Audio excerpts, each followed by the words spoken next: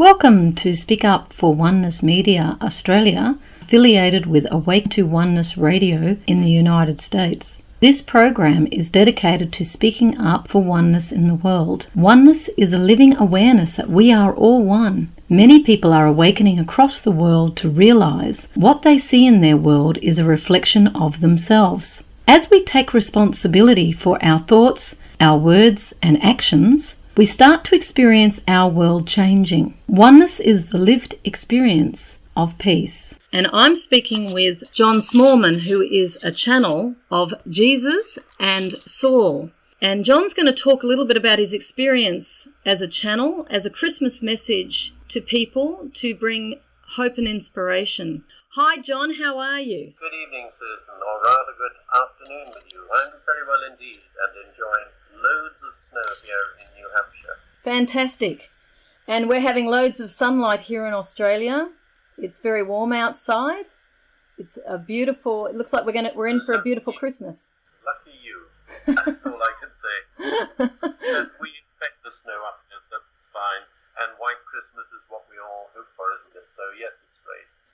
So Christmas for you, what does that mean? Well, it's a family get-together, always has been, and otherwise it's much like the rest of the year. I don't seem to get terribly involved in big holidays and things like that. I sort of watch it go by in a funny sort of way. Strange. I'm kind of strange that way. I'd never thought of it until you asked the question. It's very nice. My daughter is here for 2 weeks. She is working. She works online with her computer, so she's only free at the weekends, and this evening she's free, so that's nice. And it's very pleasant, and we've got family members coming on Boxing Day. They call it just the 26th of December over here. There's no such thing as Boxing Day. Oh, is that right? But, yeah. I didn't know that. Here people, they just have one day off, Christmas Day, that's it. Really? One day? That's amazing. Yeah. I just say I think I'm very lucky to be retired here. I have plenty of time off. When I was in England, you gave up work on Christmas Eve and didn't go back until the 2nd of January, which I think is a much more sensible arrangement. Well, people need to have rest, don't they? Yes, indeed. Yes, it's very much a sign of the times we're in right now, where it's all about work and we're losing that connection to who we really are. We're losing that sense of oneness. What I'd like to ask you, John, is a little bit about how you became a channel. Well, I became an airline pilot, and once I was qualified and flying around the world, I sort of began to feel there's got to be something more in life than this. And by chance, there is such a thing as chance, a book called Seth Speaks appeared before me, and I picked it up, started to look at it, and was quite fascinated. I couldn't put it down in the end. It's by a woman called Jane Roberts, who lived in upstate New York, and she was a medium and a channel, and she challenged this guy, Steph, for many years and wrote a number of books.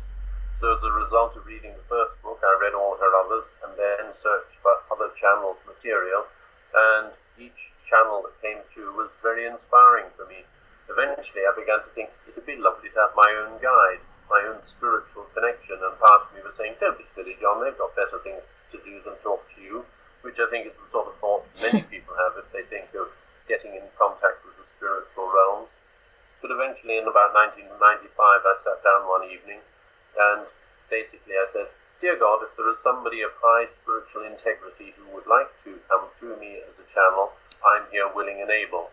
And immediately words dropped into my mind and I wrote them, and I ended up with a couple of paragraphs from an entity who welcomed me to channeling and said that we would do much channeling, and it was very encouraging, and I've been doing it ever since.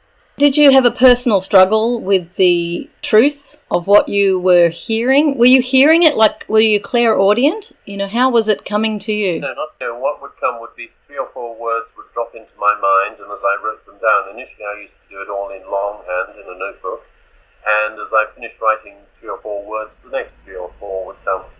And when I'd finished, and they normally ran anything between 600 and 1200 words, I put it aside, go and have a coffee or a beer or something, come back and reread it, and it was kind of mind-blowing because it definitely wasn't me. There was such wisdom and love in the words. It was just wow. Yes, and how did people respond to you when you told them that this was happening to you?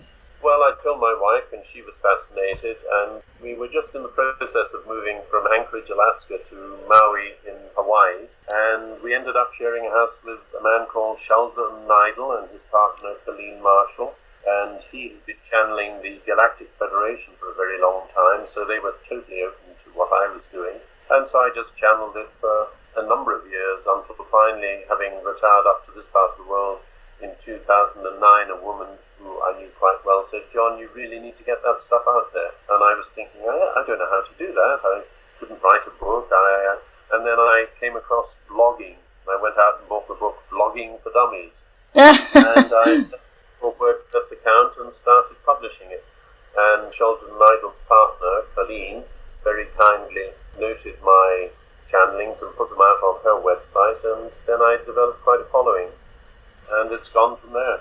2011, I got a sort of nudge that Jesus wanted to come through, and I thought, well, it's just my channeling has been going so well. I'm very pleased with it. I'm rather pleased with myself. It's probably my ego offering another suggestion to sort of boost my self-importance. And so I dismissed it. It kept coming back, and after about a month, I finally sat down and I said, well, Jesus, if you're there and you want to come through, I'm available. And I do have with me here, if you would like to hear it, the I would. channeling I did at the moment that suits the broadcast here. Fantastic. Go ahead. So you would like me to read it now? Yes, please. Okay. So what I have here is the channel message I did today from Jesus for Christmas, and that's what I was going to read. And if that's okay with you, that's what I will read. So here we go. Please do. Jesus' message for Christmas. Christmas is a time for upliftment and inspiration, a time for releasing old feuds and resentments so that hearts may open to receive the love that is always on offer, but which is often blocked or locked out as people focus on judgment and blame for old hurts. But there is only now. Do not wait for a sign from the one you feel has offended or mistreated you. Instead, reach out to that one with love. It can be as simple as holding the intent to forgive them and yourselves, or a more positive reaching out, as in a phone call, or if in the other's physical presence, offering a warm and heartfelt smile, and even a hug. Offering love to another is incredibly effective, and barriers that have been erected can just melt. Remember, if someone has hurt you, they may well feel that you have hurt them too, intentionally or unintentionally. So it is completely appropriate for you to reach out to them. Waiting for a sign from another that they wish to heal a relationship has been an ongoing human behavior for eons, and while everyone waits, no one reaches out, afraid that their reaching out will be rejected. If you reach out warmly with accepting friendship, you will frequently find that the other would welcome your invitation to heal the relationship. Love always reaches out, and when it reaches out in an interpersonal relationship that is hurting, wonderful healing can occur. Everyone wants only to be loved, because love is your true nature, and within the illusion where you experience your human existence, many have been spurned, rejected, and ignored because the person behaving in that fashion was afraid to reach out, lest they experience what they feared. So this Christmas season, open your hearts courageously and offer love freely, which you have in abundance, to all with whom you interact, and enjoy the resultant warm responses that are returned. Love is your nature. Engage with it fully and heal yourselves and your loved ones, and then watch as they do likewise, contributing powerfully to the worldwide spiritual awakening that is in progress. Your loving brother, Jesus.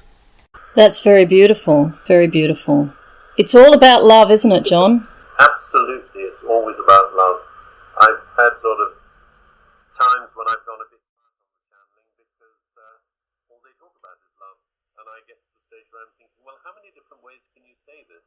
And they seem to have an infinite number of ways to say it, that I tend to become a bit complacent with it, and I back off for a bit, and then I come back and sit down, and it all flows again. And when I reread messages, they just are so wise and uplifting. And it just blows me away that they can be so forthcoming about love in so many different ways, so that one is never bored by it. It's just amazing. And yet, people can, as you say, can hear the word but not really hear it, because we hear it and then we think it's just a word. And of course, language sort of curtails the depth of what love really is as we try and speak it. Sure. And in truth, I guess it's the lived experience of unity. Would you say that? I think so, yes, because words are just symbols. It's like trying to describe God, and people sometimes get very upset with me because I tend to use the male he and father, and they want to say, why I can't get in line with feminism and mother, father, God, and all that sort of stuff. And my take on that is, hey, using words is just a distraction, and if you get upset by words, you're just missing the whole point of it. What we're trying to do is get in touch with our high self, which is one with God, which is the supreme intelligence, the creator, whatever you like to call him, her, it. But don't mess around talking about the word you should use. Just open to the awareness that there is an supreme loving consciousness that is out there, or within us all, waiting to make contact with us, if only we will keep quiet and stop worrying about the words we use. Well, that's right. And I sense too that if one is tapping into their own sense of love, they're seeing the world in another way. In that when I look at you and I feel love, I see there's nothing out of order with you. There's only a person that I'm seeing here who is a loving being doing the best that they can in whatever life they're choosing to live. And I guess that deeper love is really seeing the true essence of every human being. Exactly, yes. We all have Christ consciousness within us, which is the direct connection to Source, to God, to whatever word you want to use. It's there all the time, and we allow ourselves to be distracted away from that by having a job, looking after the children, fighting without whatever it is that distracts us in this illusory world. So we do need to take time out daily to just sit and quietly allow that love to flow through us and awaken us to the fact that we are all one, and that everyone with whom we interact is a loving being, even if they are not displaying that love in the moment. That's right. And I remember last weekend I was clowning with the Syrian people, and I was hugging the children, and I was juggling, and I was blowing kisses to people and blowing bubbles as well. And I did a bit of a show for the people. Yeah. It was just so full of love and a sense of unity. And I know that when I move through a group of people, when I'm in a clown costume, I don't think too much. I'm just very much in the heart. And what I see is nothing unacceptable to me. When I look into every single face, I see only beauty. And I believe in those moments I'm truly seeing the world as it truly is. Without a doubt you are. I mean, every being is a being of love, and we've shut it down in fear. And if somebody is attacking, it is basically a call for love. They are so frightened, they're just attacking anyone who happens to be there because they're terrified. And if you can open to them lovingly and respond or be there, as you obviously are when you juggle and play with the children, all that fear falls away and love flows freely. It's great. It's actually the greatest national security is when we demonstrate love to others in a way that creates a space for us to meet each other in diversity.